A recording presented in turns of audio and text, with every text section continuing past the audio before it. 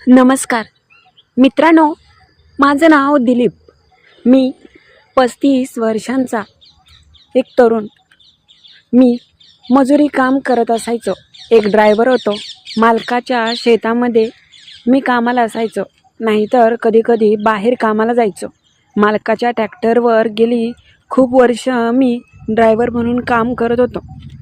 सीझनला बाहेरच असायचो. मात्र बाहेरच्या गावाचं काम संपल्यावर 6 महिन्यानंतर मी मालकाच्या घरी त्या दिवशी गेलो होतो.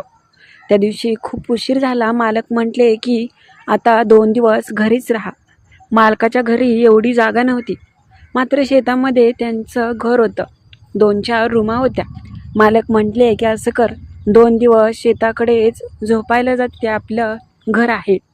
तिथे काही मजूर शेतामधील काम करणारे होते. एका शेतगड्याची बायको मला म्हटली की राहावा तुम्ही इकडेच. आता एकटं कुठे जेवण बनवणार, संध्याकाळी आमच्या घरी या जेवायला. त्या दिवशी ती एकटीच होती. मग काय, रात्री तिने मला तिच्या घरी जेवणासाठी बोलवलं. पण नंतर आमच्यामध्ये काय घडलं आणि रात्रभर मी कसा तिला आनंद दिला, तीच कथा आज मी तुम्हाला सांगणार आहे. पण त्याच्या आधी जर तुम्ही नवीन असाल आणि अजूनपर्यंत आपल्या या चॅनलला लाईक सबस्क्राईब नसेल केलं तर आत्ता लगेच करून घ्या. चला तर मित्रांनो, कथेला सुरुवात करूया. नमस्कार मित्रांनो, माझं नाव दीपक. त्या दिवशी मी बाहेर होतो. मालकाच्या घरी यायला लागलो होतो. अंगावरती गुलाल तर होता, कारण की 6 महिने झालं ऊस तोडण्यासाठी ट्रॅक्टर घेऊन मी परगावात होतो, दुसऱ्या जिल्ह्यामध्ये. आता ऊसतोडी तर संपली होती आणि कारखान्याचा पट्टा पडल्यामुळे आता गावाकडे जायचं होतं. म्हणून म्हटलं की गावाकडे जाण्याआधी ट्रॅक्टर आणि ही ट्रॉल्या मालकाच्या घरी लावावं आणि 6 महिन्याचा किती हिशेब झाला, किती पगार, हे सगळं मालकाकडून घेतल्यानंतरच गावी जायचं असं मी ठरलं होतं. म्हणून मग मी मालकाच्या गावाकडे निघालो होतो. जाताना मी खूप आनंदी होतो. मात्र येत असताना एका ढाब्यावर थांबलो. संध्याकाळची वेळ होती. ढाब्यावर थांबलो आणि माझं खूप मन होऊ लागलं. खूप दिवस झालं बायकोला मी भेटलो पण नव्हतो, पाहिलं सुद्धा नव्हतं. तिची तर खूपच आठवण येऊ लागली होती, पण इच्छा पण तेवढीच होऊ लागली होती. पण आता काय करणार. मी ज्या ढाब्यावर थांबलो तिथे थोडीशी मी घेतली पण, कारण की खूपच थंडी होती आणि थोडीफार पिल्याशिवाय मला पण रस्ता ओळखत नसायचा. जेवण केलं आणि मस्त पिलो. थोडा वेळ आराम केला आणि नंतर मी ट्रॅक्टर चालवू लागलो. त्या दिवशी मी एकटाच होतो. ट्रॅक्टर चालवून सकाळपर्यंत मी मालकाच्या घरी आलो. मालक मला पाहून खूप आनंदी झाले. दिलीप आला का तू, म्हणून मालकीनी बाईला लगेच चहा ठेवायला सांगितला. मी म्हटलं हो अजून आंघोळ नाही. मालक म्हटले असू दे, तोंड धो, म्हणून त्यांनी तांब्या दिला. मी चूळ भरली आणि मग काय, चहासाठी तोंड वगैरे धुवून फ्रेश झालो. त्यावेळेस ते म्हटले की मग कसं झालं काम. मी म्हटलं अगदी निवांत आणि मजेत. मालक म्हटले की बरं, मला पण थोडंसं काम आहे, हिशोब तर होतच राहील, 1-2 दिवस थांब, संध्याकाळी जेवणाचा बेत करतो. मी नकोच म्हणत होतो, मात्र त्यांचा माझ्यावर खूप जीव. ते म्हटले अरे जाशील की घरी, काय तेव्हा, माझं पण पैसे यायचे, मग ते पैसे आल्यानंतर तुला देईन. मी म्हटलं बरं ठीक आहे. मालकिनीने तोपर्यंत चहा दिला आणि मी बोलत थांबलो. खूप कंटाळा आला होता, आंघोळ पण करायची होती. त्यावेळेस मालक म्हटले की बरं असं कर, ट्रॅक्टर आणि ट्रॉल्या जा शेतातल्या लावून ये शेतामध्ये, कारण की आता इथून पुढे शेतातलंच काम असायचं. शेतामध्ये तिथे जनावरं होती आणि कामाला 2-4 गडी पण होते आणि त्यांच्यात ते कुटुंबासोबत राहत असायचे. तिथे रूमा होत्या, राहण्याची सगळी सोय होती. तिथे ट्रॉली लाव आणि ये मग दुपारी जेवायला, असं ते मला म्हटले. मी म्हटलं बरं ठीक आहे, आंघोळीला पण तिकडेच जातो. मालक म्हटले बरं ठीक आहे, मी पण आता बाहेर चाललो आहे, घरी कोणी नाही, दुपारीच मी पण येणार आहे. मी म्हटलं बरं ठीक आहे. मग काय, तिथून मग मी शेताकडे आलो. कपडे तर खूपच मळले होते. मला आळस पण खूप आला होता. आलो की मी नेहमीच्या ठिकाणी तो ट्रॅक्टर लावला आणि बाजूच्यात असलेल्या त्या टाकीजवळ गेलो आंघोळ करण्यासाठी. तिथेच आधीच कोणीतरी कपडे धुवत होतं. अगदी सावळ्या रंगाची होती, साधारणतः 30शीमधली एक बाई. मात्र अंगाने चांगलीच धनदाकट आणि सुंदर दिसत होती. मी लांबूनच तिला पाहिलं होतं. ती मला पाहून आश्चर्यचकित झाली. मात्र कपडे धुवत ती बाजूला झाली आणि म्हटली की आंघोळ करायची आहे का? मी म्हटलं की हो. बरं, हे धरा बकेट, म्हणून तिने तिच्याजवळचं ते बकेट मला दिलं आणि नळाच्या खाली ठेवून मी पाण्याचा नळ चालू केला. ते बकेट भरूच तर मी कपडे काढून बाजूला उभा राहिलो. ती मात्र मलाच निहाळत होती. मला मात्र लाज वाटत होती. मी म्हटलं, इथे कामाला आहे का तुम्ही? ती म्हटली की हो. सुवर्णा नाव आहे माझं, सुवर्णा. मी म्हटलं की हो. तुम्ही मालकाच्यात कामाला आहे का? ट्रॅक्टर नव्हता. मी म्हटलं हो, बाहेर असतो. आता ऊसाची तोड संपल्यामुळे घरी आलोय. ती म्हटली की हो, ते तर आहेच, दिसतंय अंगावर गुलाल आहे तुमच्या. मी त्यांना बोलत होतो. लगेच मग आंघोळीसाठी मी निघालो. बाजूलाच टाकी होती. पाणी घेतलं आणि मी आंघोळ करू लागलो होतो. त्यावेळेस ती म्हटली की साबण नाही का आणला? मी म्हटलं नाही. ती लगेच ताट दिसणं घरामध्ये गेली आणि घरातून ती अंगाचा साबण घेऊन आली. मी म्हटलं की अहो राहू द्या. ती म्हटली अहो आंघोळ करा अशाने, कारण की अंगावर खूपच गुलाल तुमच्या लागला आहे. त्यामुळे मी म्हटलं हो, आता शेवटचा कालचा दिवस, त्यामुळे सगळेच निवांत आणि आनंद घेतात. मी म्हटलं की यांनी काही नाही होत. ती म्हटली की असू द्या, घरचं समजा. आणि लगेच माझ्या पिशवीतील कपडे काढून मी ते कपडे घातले. मी फ्रेश झाल्यानंतर खूप बरं वाटत होतं. खूप दिवसांचा आळस निघून गेल्यागत वाटत होतं. मी जाऊन बाजूलाच बसलो. आता इथेच थोडासा आराम करायचा आणि नंतर गावामध्ये काहीतरी खायला जायचं, असा मी विचार करत होतो. त्याच वेळेस तिने मला पुन्हा हाक मारली. मी त्या सुवर्णा नावाच्या बाईकडे बघितलं. तिने मला तिच्या घरामध्ये बोलवलं. ती म्हटली की या की, चहा ठेवलाय. आता सकाळचे 9 ते 10 होत आले होते. तिने मला चहाला बोलवलं. मी पण ती किती चांगली आहे म्हणून लगेच तिच्याकडे गेलो आणि चहा घेतला.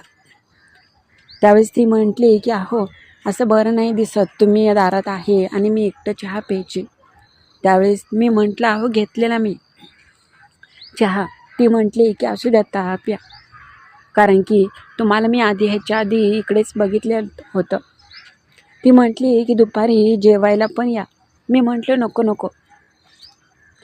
अगदी तिची आणि माझी काही वेळापूर्वीची मैत्री, मात्र ती मला किती आपुलकेपणाने बोलत होती आणि किती जवळचं नातं असल्यासारखं ती मला वागवत होती.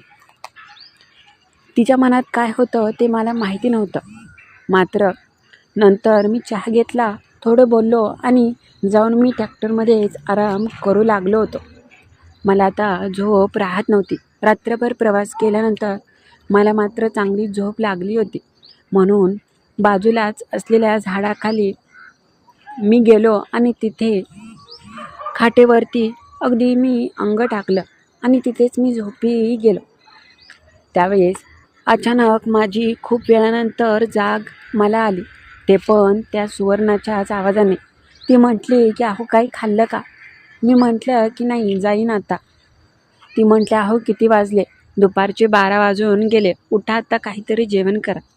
मी नकोच म्हणत होतो, मात्र तिने मला विनंती केली आणि म्हटली की या, बनवले तुमचं जेवण. मला असं अनोळखी लोकांच्या जेवायला बरं वाटत नव्हतं. मात्र तिने स्वतःहून मला विनंती केली होती. ती म्हटली की तुमच्या वाटणीचं मी जेवण बनवलं आहे. मग काय, मी पहिल्यांदाच तिच्या घरी जेवणासाठी गेलो.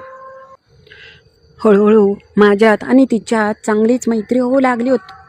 आम्ही दोघांच्या एकमेकांच्या खूपच जवळ येऊ लागलो होतो.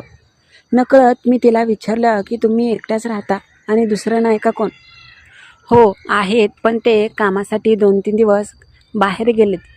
त्यांचं काही नाही. मी विचारलं नाही ती कोणासोबत राहते. तेवढंच मी बोललो. दुपारी जेवण अगदी भरपेट झालं होतं. नंतर दुपारी मालकाचा पण फोन आला. की जेवणासाठी घरी ये म्हणून. मी म्हटलं की आता मी जेवण केलं आहे, बघू संध्याकाळ आलो तर येईन. मालक म्हटले की बरं ठीक आहे. संध्याकाळ झाली होती. मला पण तिची चांगलीच ओढ लागली होती, कारण की ती दिसायला खूप सुंदर आणि देखणी होती. मधल्या काही वेळेत ती माझ्याकडे पाहून नुसती हसायची आणि मला पण माझ्या भावना आता राहवत नव्हत्या. कधी एकदा तिच्यासोबत सुंदर क्षणाचा सुंदर अनुभव घेतोय असंच मला झालं होतं. माझं मन आता थारेवरच नव्हतं. मी फक्त अंधार होण्याची वाट पाहत होतो. आजूबाजूला जे पण मजूर होते संध्याकाळच्या वैरण, चारा आणि गुरांच्या धारा काढण्यात व्यस्त होते. पण मी मात्र माझं मन तिकडेच होतं. कुणाला काही शक येऊ नये म्हणून जणू काही मी तिथे कामाला असल्यासारखंच वागत होतो. मालक तसे संध्याकाळी येत नसायचे. मालकांना मी म्हटलं की मी आज रात्री इथेच झोपतो शेतामध्ये. मालक म्हटले की बरं ठीक आहे, तुझी जशी इच्छा आहे तसं कर. मग काय, संध्याकाळी मी वाट पाहत होतो. 9 वाजले. जेवायला आज मालकाच्या घरी आलो होतो. जेवण झाल्यानंतर मालक म्हटले की थांब इथेच. मी म्हटलं नको नको, शेतामध्ये ट्रॅक्टर आहे आणि त्याच्यात सगळं सामान ठेवलं आहे. असं करतो मी सकाळ सकाळ येतो. मालक म्हणत होते अरे थंडी आहे आणि कसं. मी म्हटलं झोपेन तिथे गोट्यात. मालक म्हटले की बरं ठीक आहे. संध्याकाळी 9:30 वाजता पुन्हा मी शेताकडे आलो आणि त्या सुवर्णाचा दरवाजा लावला होता. मी स्वतःहून दरवाजा तर वाजवू शकत नव्हतो. मग काय करू त्याच विचारात होतो. मुद्दाम तिथून जाताना मी फोन लावला आणि जोरात बोलण्याचा प्रयत्न केला. माझा आवाज ऐकून लगेच थोड्याच वेळात तिने दरवाजा उघडला. दरवाजातून हळूच गालात ती हसली आणि तेव्हाच मला समजलं की आता तिचं पण खूप मन झालं आहे मला भेटण्याचं. त्यावेळेस मी अलगद तिला पाहत म्हटलं की येऊ का. ती म्हटली की हो या. लगेच मी क्षणाचा पण विलंब नाही केला. लगेच मी तिची भेट घेण्यासाठी तिच्या घरी गेलो आणि मग काय, दरवाजा तिने स्वतःहून बंद केला आणि म्हटले अहो किती वेळ मी तुमची वाट पाहत होते. मला वाटलं की आता तुम्ही माघारी काय येणार नाही. असं म्हणताच मी जवळ तिला घेतलं आणि म्हटलं की असं कधी होणारच नाही की मी तुला सोडून जाईन. आपलं काही झाल्याशिवाय मी तुला थोडी सोडणार आहे. तुझ्याकडून चांगलाच आनंद घेणार आहे. आजची सगळी रात्र तू फक्त माझी आहे, ह्या ड्रायव्हरची. त्यावेळेस ती म्हटली की हो तुमचीच आहे, तुम्हाला जे पाहिजे ते मी देईन आणि मला पण तुम्ही सुख द्या. जवळ घेतलं आणि वेड्यासारखं ओठांवर ओठ टेकवले. माझ्यापेक्षा चांगलाच अनुभव तिला होता हे मला तिच्यावरून समजतच होतं. मी तिला सुख देऊ लागलो. तिचा अगदी चेहरा पाहण्यासारखा होता. खूपच कमालीची आणि देखणी होती. तिने ओठांमध्ये ठेवला आणि वेड्यासारखं त्याला उभाऱ्या देऊ लागल्या. माझ्या भावना तर वेड्यापिशा झाल्या होत्या. मी लगेच तिला सुंदर क्षणाचा सुंदर अनुभव देऊ लागलो. आमच्यामध्ये काहीच राहिलं नव्हतं. तिच्या त्या खोलीमध्ये फक्त आम्हा दोघांचाच आवाज होता. ती पूर्णपणे माझी झाली होती. ती म्हटली की माझी खूप इच्छा होती ड्रायव्हरसोबत असा वेळ घालवायची, पण तुम्ही खूपच सुंदर क्षणाचे सुंदर अनुभव देत आहे. खरंच मला त्या रात्री आम्ही दोघांनी चांगलाच आनंद घेतला आणि एकमेकांचं साथीदार झालो. मात्र तिथून पुढे मी गावाकडे आलो आणि आता पुन्हा मालकाच्या शेतामध्ये त्या ड्रायव्हरवर कामाला गेलो. तसं मी 6 महिनेच काम करायचो, पण मालकाला विनंती करून त्यांचा शेतातला शेतगडी म्हणून कामाला राहिलो आणि रोज शेतामध्ये आनंद घेऊ लागलो. तर कशी वाटली कथा ते नक्की कळवा आणि नवीन असाल तर आपल्या चॅनलला लाईक सबस्क्राईब करायला विसरू नका.